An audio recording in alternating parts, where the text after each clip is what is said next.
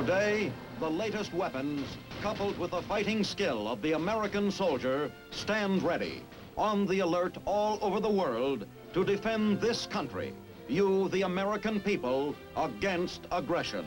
This is The Big Picture, an official television report to the nation from the United States Army.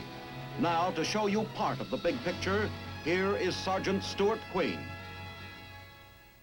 History has put to our generation a great challenge. The challenge of building a world in which peace will be secure. Not merely for a long time, but we hope forever. Peace has become the major concern of all the people of the world. The price of peace in this atomic era is strength and constant readiness to defend ourselves and our homes from any aggression. A single blow can today destroy the mightiest nation if the blow is allowed to fall. The complex, far-flung network of preparedness by which America keeps itself ready to fend off such a blow is the story behind today's big picture. The story of America's strength in a troubled world is a story which might begin high in the mountains of Colorado, in the Combat Operations Center of the Continental Air Defense Command. 24 hours a day in this room, men of all America's armed forces keep vigil over the skyways which approach our continent. At the end of those aerial highways surrounding our major cities and industrial centers are swift, deadly products of the electronic age, the teeth of our defensive system.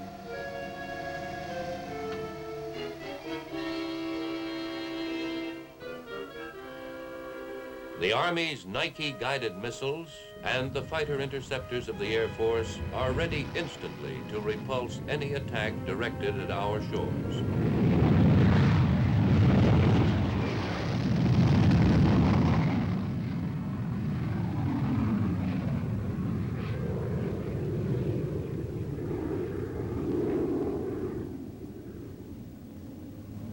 No less important than the fighting teeth of this system, however, are its eyes and its ears.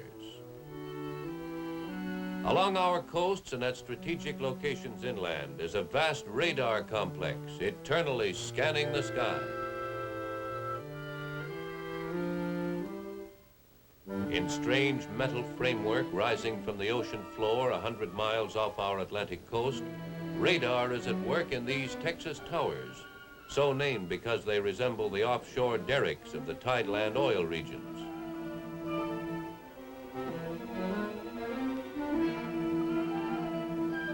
Radar defenses are carried still farther out to sea aboard radar picket ships of the Navy.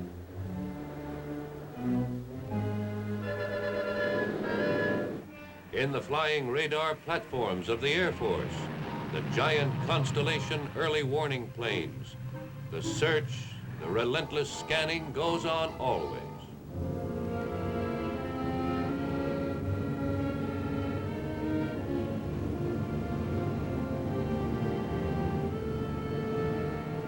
In cities and towns throughout America, volunteers of the Ground Observer Corps supplement the radar system by tireless observation of the skies overhead.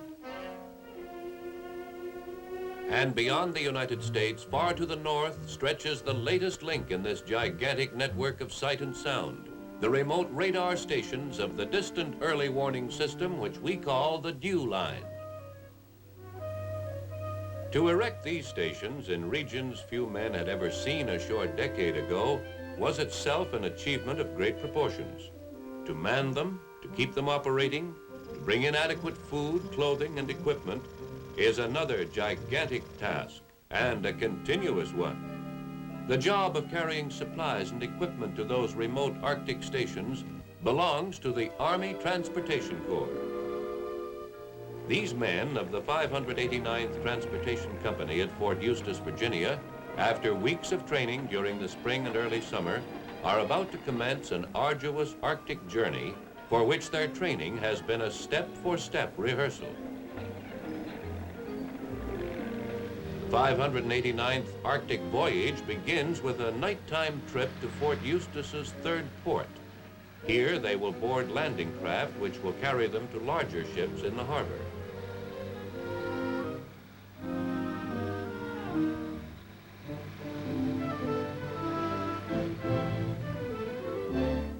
For these men of the Transportation Corps, moving shiploads of supplies far into the Arctic Circle was to be a somewhat new experience, but one they could take in stride. Their pre-dawn rising ends with an early morning trip down the St. James River.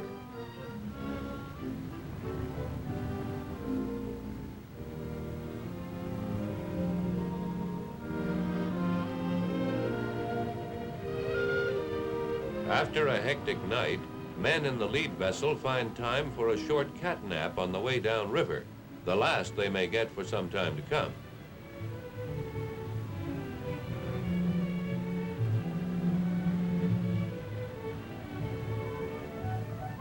Back at the third port docks, a steady stream of men and equipment enters the landing craft for a trip downriver to the harbor.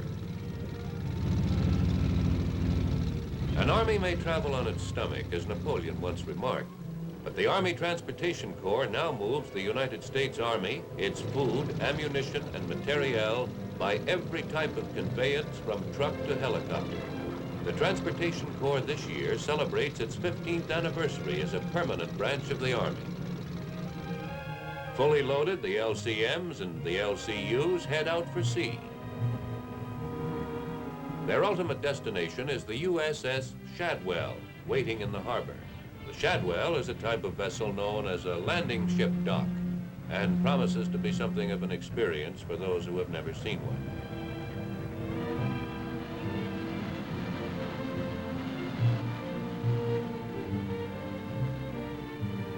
Afloat in the harbor, the Shadwell looks deceptively small, resembling many conventional seagoing craft.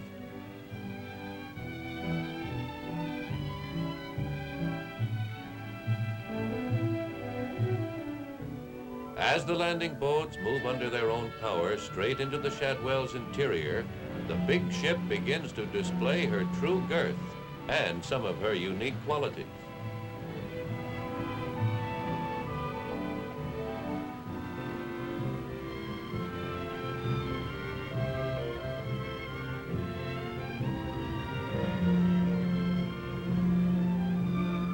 The Shadwell, which will transport the 589th to their first operations area on the east coast of Baffin Island, is a vessel especially designed for this type of large-scale loading and transporting operation.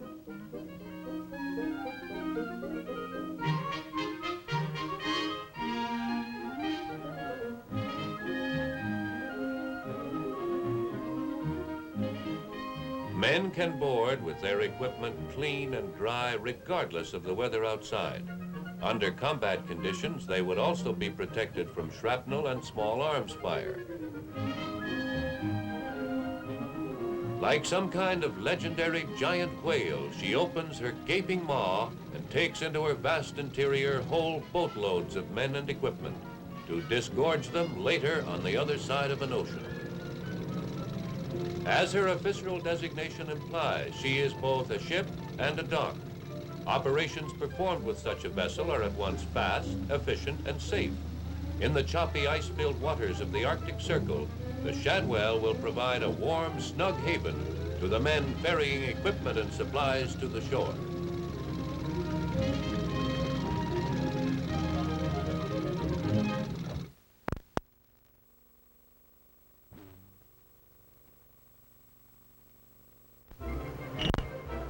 Ships loaded, anchors are weighed.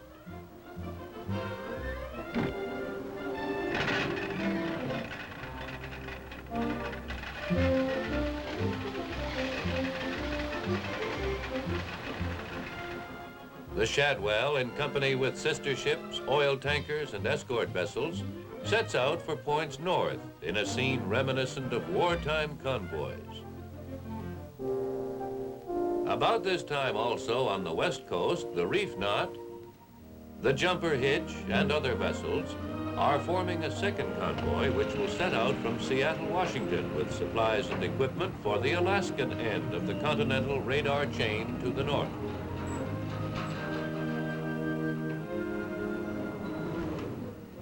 The attention of the world today is focused on the desolate wastes of the Arctic.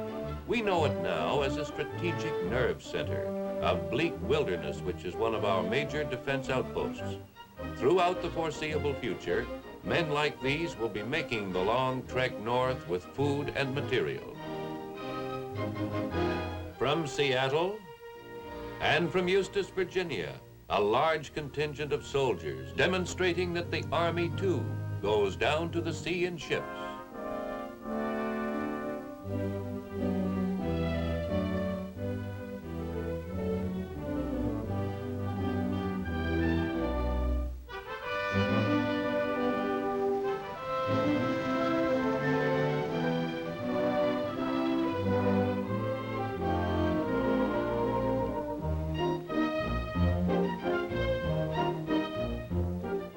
Mail call.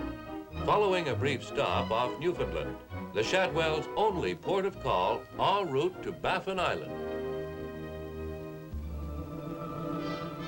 Time to read, catch up on your rest, stock up on good warm food. All the advantages of what the travel posters describe as a salubrious sea voyage.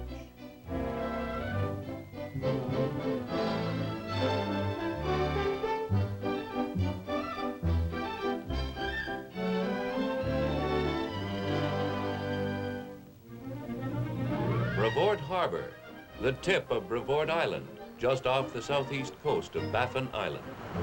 To the east is Greenland. To the north, the Arctic Circle. Here begins our first unloading operation.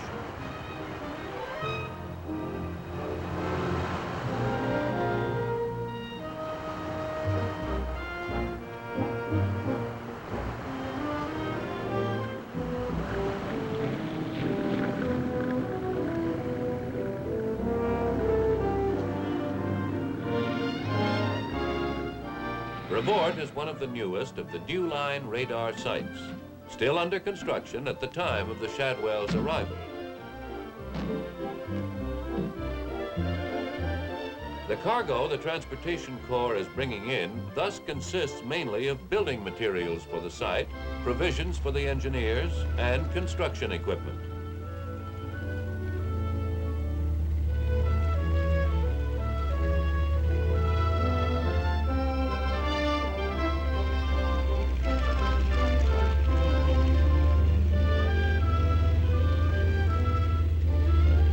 We are still south of the Arctic Circle, but not much. These are Arctic conditions, and a well-insulated tent can make the difference between a sound night's sleep and 8 hours of shivering cold.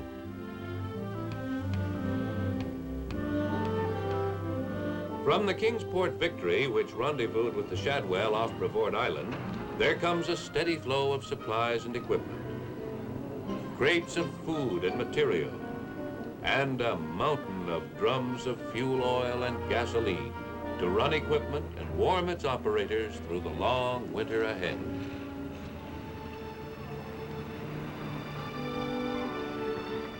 When it comes to moving freight, these men are unsurpassed. Even in peacetime, the Transportation Corps is one of our largest movers of freight. Unloading operations in this region can be extremely treacherous, as drifting ice floes move into areas which yesterday were clear.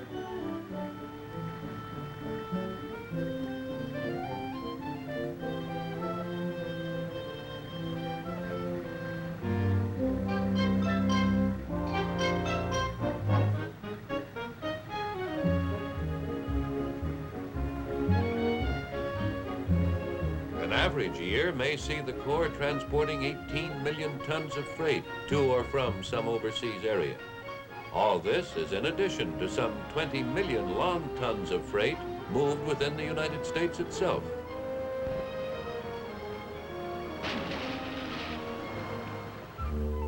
The site supervisor for the civilian contracting firm which is building this Dewline station, Mr. Thomas Smith, comes down to the shore to greet Major Rudis, the 589th Transportation Company's commander.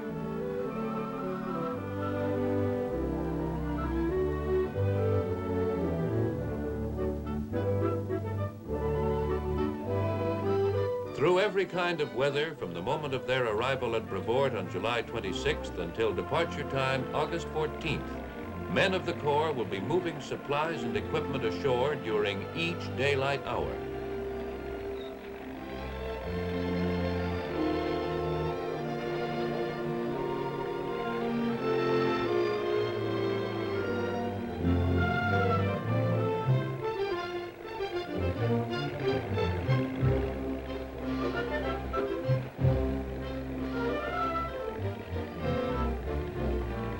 In most of the Dew Line areas, delivery of supplies can normally be accomplished only during the few weeks in summertime when the ice moves away from the shores sufficiently to permit ships to land and disgorge cargo.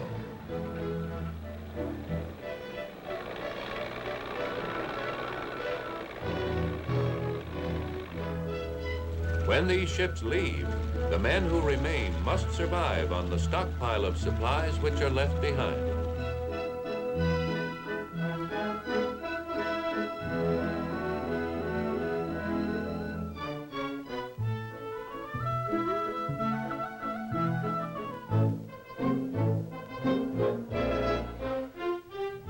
August 14th, on schedule, the 589th has completed its stockpiling operation and begins the next big job, reloading men and equipment for the second leg of the voyage.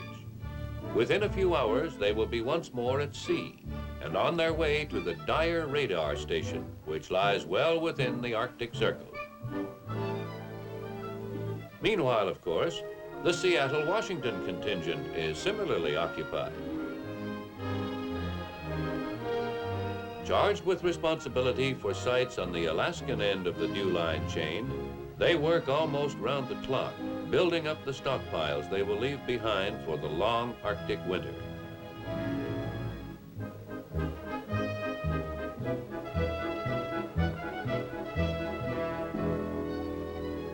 The polar ice pack pulls away from Alaskan shores only during the midsummer. The job must be finished before it returns.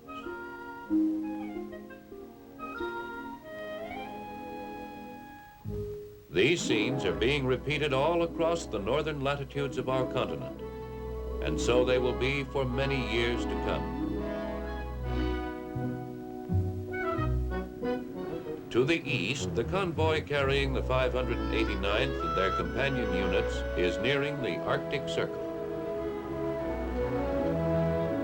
Crews of the USS Shadwell and the icebreaker East Wind exchange maps and navigational information as they near the frequently treacherous waters of the Arctic.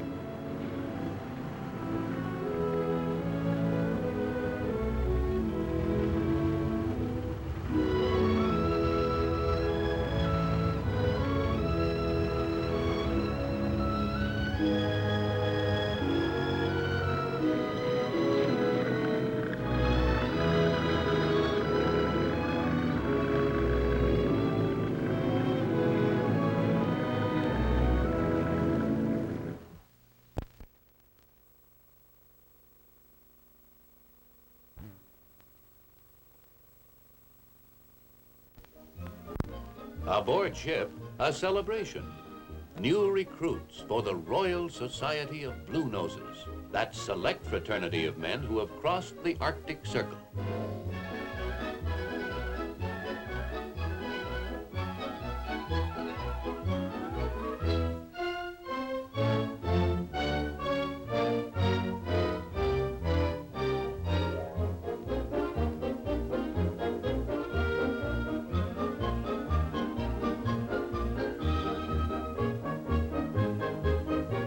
The celebration is short, for we are now in iceberg country.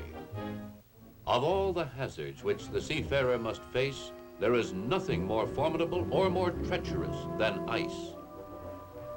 Ice has destroyed entire fleets of ships and obliterated all traces of expeditions. Unlike hurricanes, icebergs do not herald their presence with dark clouds and falling barometers. Even radar finds their smoothly washed and often rounded sides hard to pinpoint.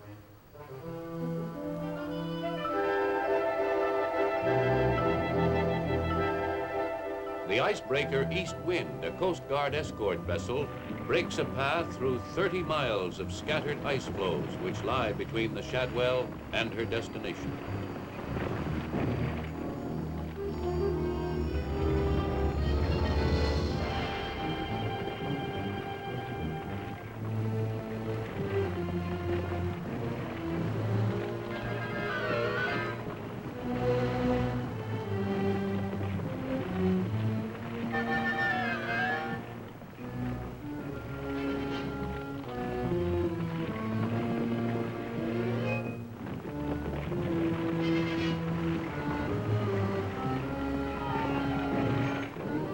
Nature, which took thousands of years to build an iceberg, still laughs at men's efforts to destroy one. Gunfire has little or no effect on icebergs, and men dare not risk boarding them to lay dynamite charges.